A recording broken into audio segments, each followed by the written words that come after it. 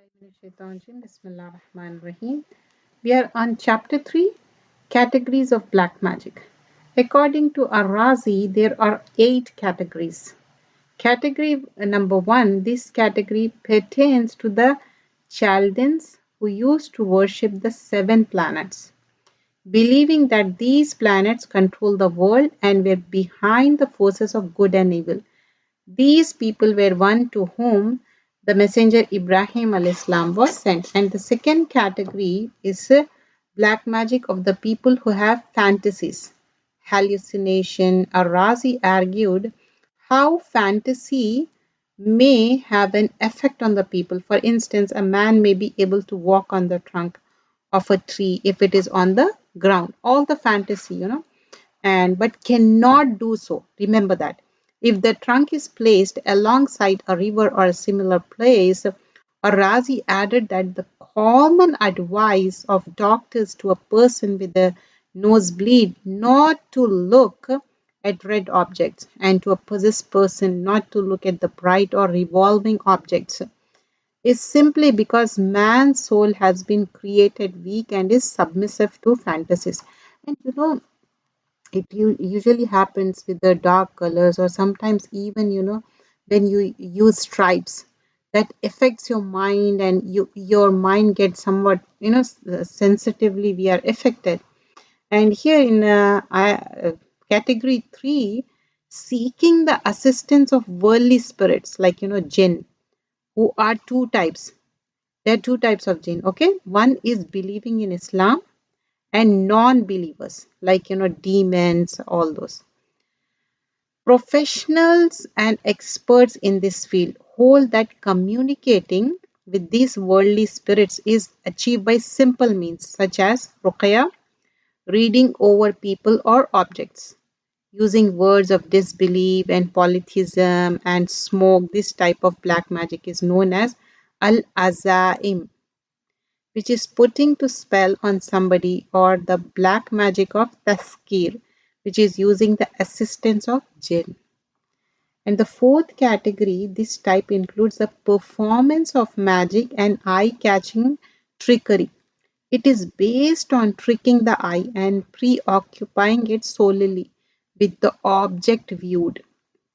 A skilled magician can perform a trick that stuns the mind of a viewers and catches their eyes, leaving them preoccupied with gazing at an object, thereby immediately performing another trick, which appears to them other than what they are expecting, and are left dumbfounded. If the magician remains silent, does not say anything which distract the minds of the viewers, they would be aware of all tricks he had intended to perform.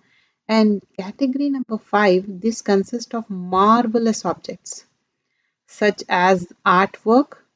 For example, a knight riding on a horseback, holding a horn in his hand and appear to blow every hour. This type, including the construction of a clock mechanism, should not be considered as part of black magic because it is based on positive causes. And if a man understands science better, he will be able to produce more advanced machines. These things have become known now following the advance of technology, which has been driving forces behind the invention of a number of marvelous objects. Can be technology. In a sixth category, this refers to the use of specific medication. They use this in food and ointments. This is a common practice. Bear in mind that there is no gainsaying the effect of such medication, as the effect of hypnotism is clear.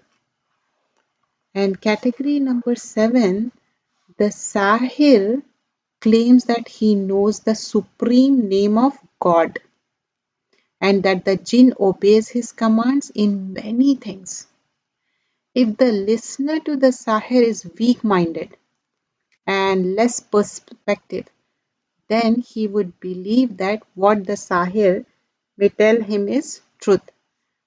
A listener is attached to what he believes is truth, so could be easily frightened. Once fear is instilled, his sorcery perception is weakened and the Sahir would manipulate him. You know, Sahir, how it overcomes as the person becomes, he's listening and believing, and he makes up stories also. You have to understand that. And as he overcomes, and he can manipulate the people.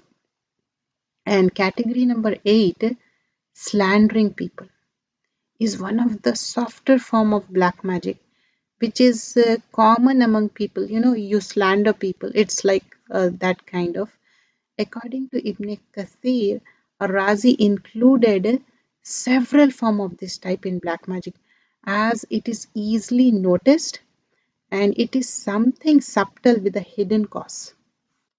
Type of black magic according to a Raghib, black magic has several meanings, among which are black magic means something light and subtle. To perform black magic on a small child, okay, means to trick him and catch his attention. This meaning includes what poets label as illusion. A second example of this black magic is expressed in the following ayah. Bal nahnu qawmun mashurun. But we are people affected by black magic. Mashurun, Al-Hijr, ayah number 15, surah number 15 and ayah number 15. These people are drawn away from knowledge. A third example of this black magic expressed in some rhetoric is black magic.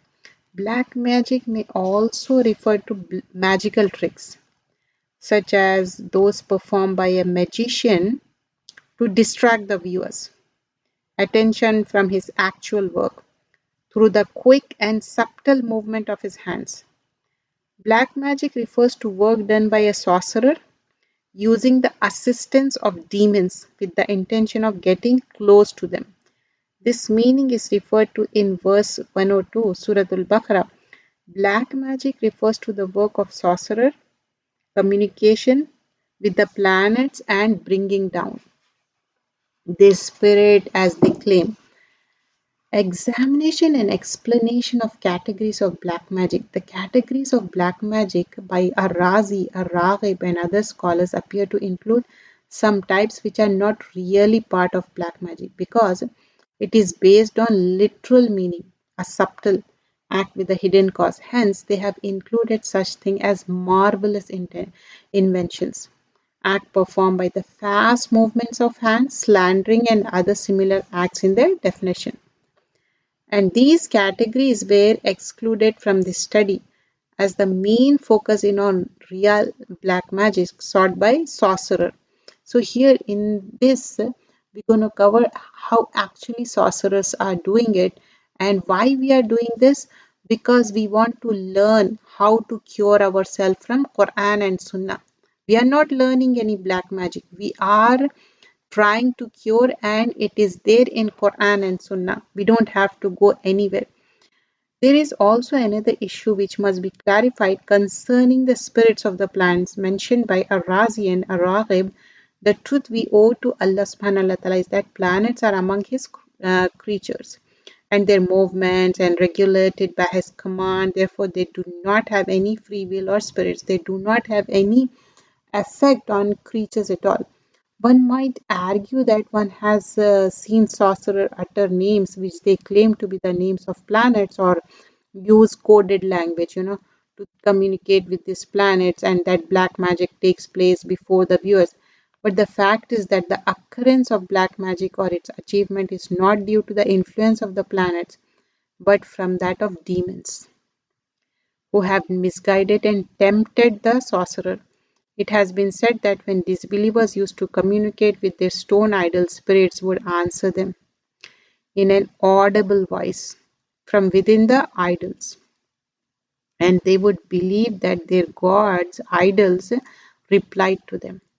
Although this is not the case, the way of misguidance and numerous and ramified Allah subhanahu wa ta'ala protect us from evil of demons of mankind and the jinn. So here we have seen different types of, and next chapter will continue inshallah. Here we end the chapter number 3. Jazakallah khairan kaseera.